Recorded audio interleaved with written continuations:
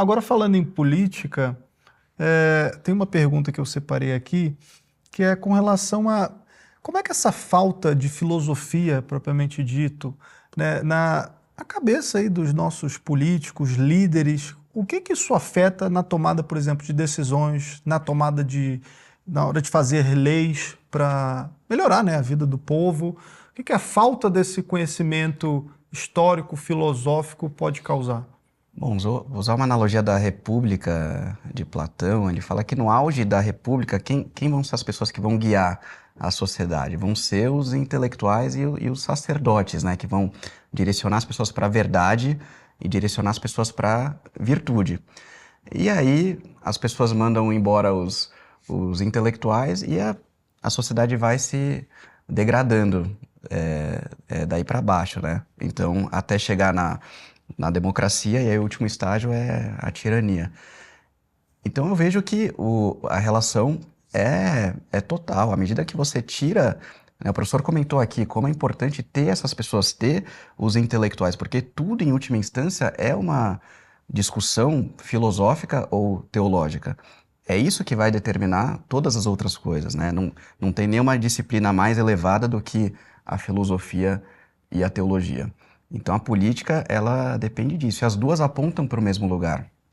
Tem até aquela brincadeira, né, que o filósofo, ele quer encontrar a verdade, e aí ele começa a escalar a montanha para chegar na verdade, e é um caminho extremamente árduo e difícil, ele cai, se machuca, levanta, e aí quando consegue chegar finalmente no cume da montanha, né, para ter esse encontro com a verdade, tá lá o teólogo esperando ele, e ele fala, pô, por que você demorou tanto?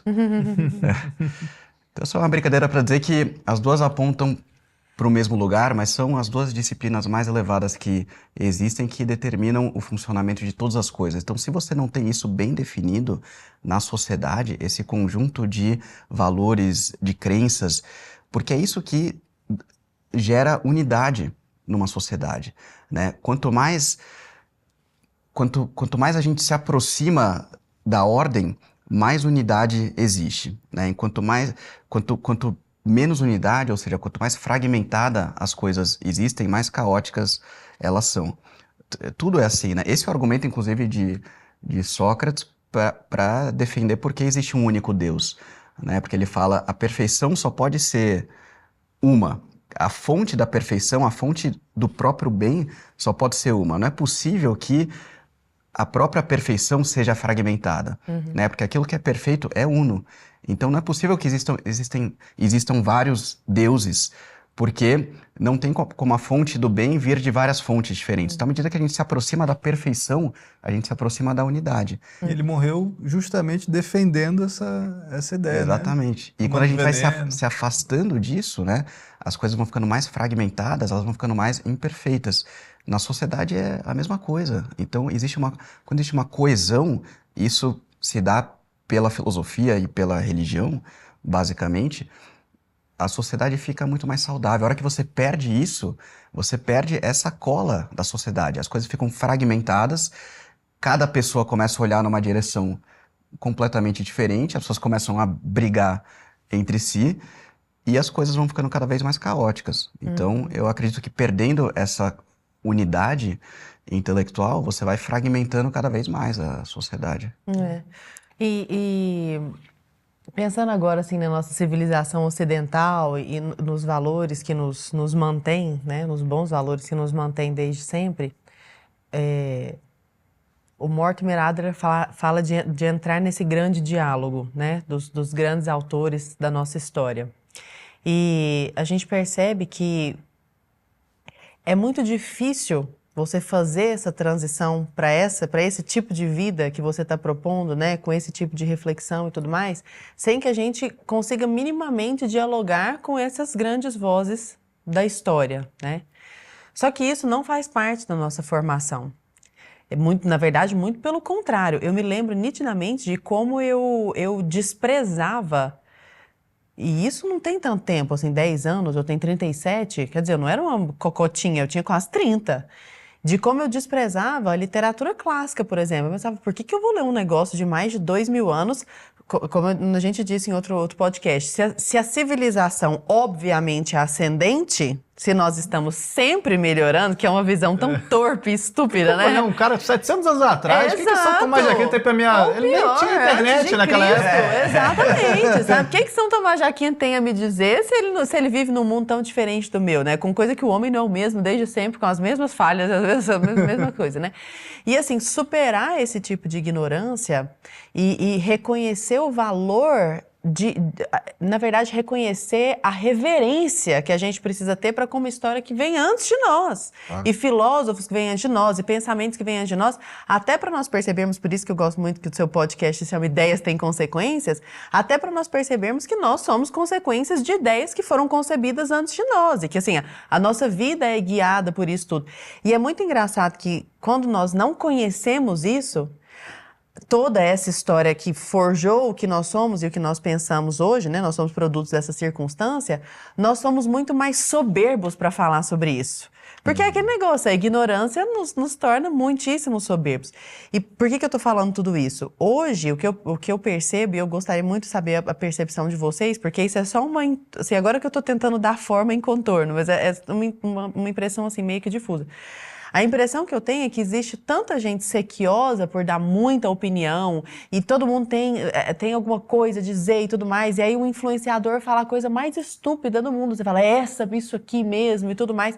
É tão fácil levar as pessoas com opiniões estúpidas porque as pessoas nem sabem que isso existe. Assim, elas se veem como novos Adões e novas Evas, sabe? Nós estamos estreando a história da humanidade porque naturalmente o que nós estamos vivendo aqui é muito melhor, né? Eu não preciso conhecer o que veio antes de nós.